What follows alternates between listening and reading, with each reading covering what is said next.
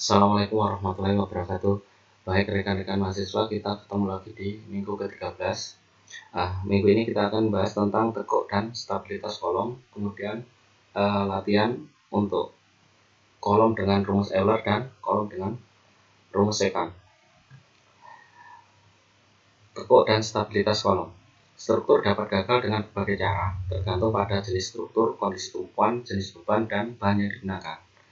Kegagalan dapat dicegah dengan mendesain struktur sedemikian rupa sehingga tegangan maksimum dan perpindahan maksimum masih berada dalam batas-batas toleransi. Atau dikatakan bahwa strength dan stiffness adalah faktor penting dalam desain. Strength ini adalah kekuatan dan stiffness ini adalah kekakuan. Jenis kegagalan umumnya adalah tekuk atau buckling yang terjadi pada komponen struktur yang panjang, langsing, dan dibebani aksial tekan. Kolom merupakan salah satu komponen struktur yang wajib diperiksa terhadap bahaya tekuk. Gambar di samping menunjukkan suatu model struktur yang memikul beban tekan. Selanjutnya model ini dianggap terdiri atas dua batang sangat kaku AB dan BC dengan L/2. Ini.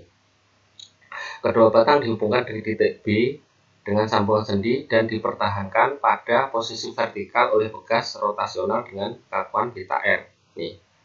Struktur tersebut diganggu dengan gaya luar yang mengakibatkan titik B sedikit bergerak lateral.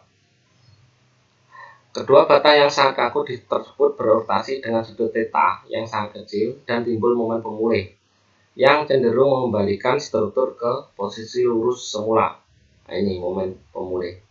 Ini theta. Pada saat yang sama, gaya aksial tekan akan menambah besarnya peralihan lateral. Jika gaya aksial P relatif kecil, maka aksi momen pemulih akan lebih dominan dan struktur akan kembali ke posisi lurus. Kondisi tersebut disebut kondisi stabil. Jika gaya aksial P besar, maka peralihan lateral di titik B akan bertambah dan batang akan berotasi pada sudut yang besar dan semakin besar hingga akhirnya struktur akan mengalami keruntuhan akibat tekuk dalam arah lateral. Kondisi tersebut disebut kondisi tidak stabil. Transisi antara kondisi stabil dan tidak stabil terjadi pada suatu harga gaya aksial yang disebut dengan beban kritis. Jadi beban kritis dapat diperoleh dengan meninjau diagram badan bebas dari batang BC. Ketika beban kritis lebih besar dari beban tekan, maka kondisinya adalah stabil. Kemudian ketika beban kritis lebih kecil dari beban yang diberikan, ini akan terjadi unstabil atau tidak seimbang. Jika beban kritis sama dengan beban yang diterima kolom, maka ini adalah kondisi neutral atau seimbang. Batang BC mengalami gaya aksial P dan momen MB di gas. Momen MB sama dengan kekakuan rotasional beta R dikalikan dengan sudut rotasi 2 theta pada gas. Karena sudut theta dianggap kecil, maka peralihan lateral di titik B adalah theta L/2, sehingga dengan mengambil sigma momen B sama dengan 0 diperoleh momen B min P theta L/2 sama dengan 0, sehingga didapatkan nilai PCF sama dengan 4 beta R/L. Nah ini adalah tujuan dari minggu-minggu sebelumnya ketika kita mendesain kolom. Jadi arahnya ke arah kesetimbangan stabil, tujuannya sih. Jika kolom hanya ditumpuk di ujung-ujungnya dan bebas menekuk dalam arah manapun, maka lenturan akan terjadi terhadap sumbu berat yang mempunyai momen inersia terkecil.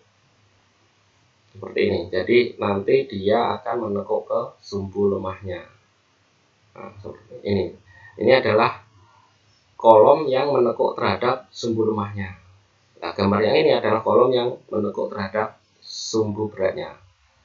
Jadi di lapangan nanti yang terjadi, dia akan menekuk ke sumbu lemahnya.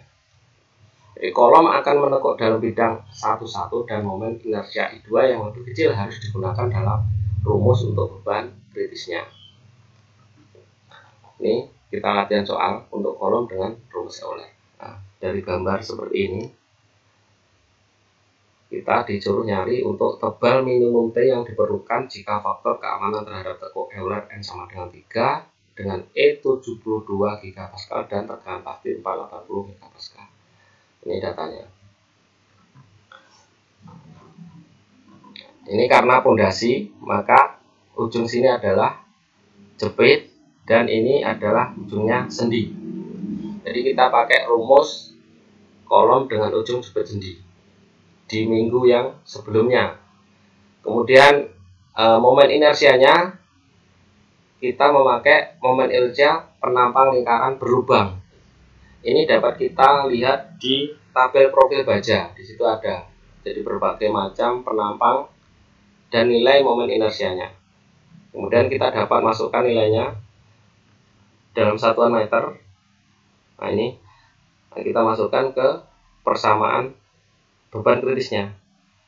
Kita dapatkan nilai dalam satuan meter ini, kemudian tebal minimal adalah 6,83 mm. Jadi ini kita jadikan ini.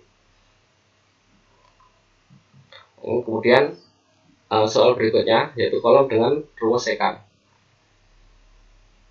Ini kita gunakan profil WF 350 untuk propertiesnya bisa dilihat di tabel konstruksi baja karya Insinyur Hadi Santoso. Di situ ada. Jadi semua properties baja yang digunakan di lapangan. Jadi mulai A, kemudian inersia. Ini adalah struktur konsol. Ini biasanya digunakan di gudang dengan mesin crane. Biasanya dipakai seperti itu. Jadi konsol. Jadi ini ada dua beban. Beban pertama P1 1400 kN, kemudian beban 2 adalah 175 kN. Beban 2 ini adalah eksentris, kemudian beban 1 adalah sentris. Ini soalnya. Ditanyakan tegangan tekan maksimum di kolom. Nah, ini penyelesaiannya. Kedua beban P1 dan P2 secara statis adalah ekuivalen dengan satu beban P sama dengan 1575 kN yang bekerja dengan eksentrisitas E. Jadi ini nilainya. P2 dikalikan jarak eksentrisnya dibagi P1 ditambah P2. Nilainya ini E. Kemudian kita cari suku-suku untuk memasukkan tegangan maksimum. Jadi mulai dari EC per R kuadrat, nilai eksentrisitasnya, rasio eksentrisitasnya, yang ini adalah rasio kelangsingan kolom.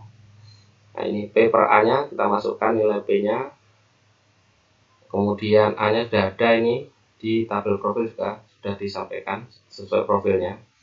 Nah ini sudah ada E nya ini, kemudian ini adalah P terhadap E, dan ini R nya. Nah ini R nya, kemudian L dan 2R juga sudah, P per EA juga sudah ada, tinggal masukkan saja. Didapatkan nilai 116,47 MPa.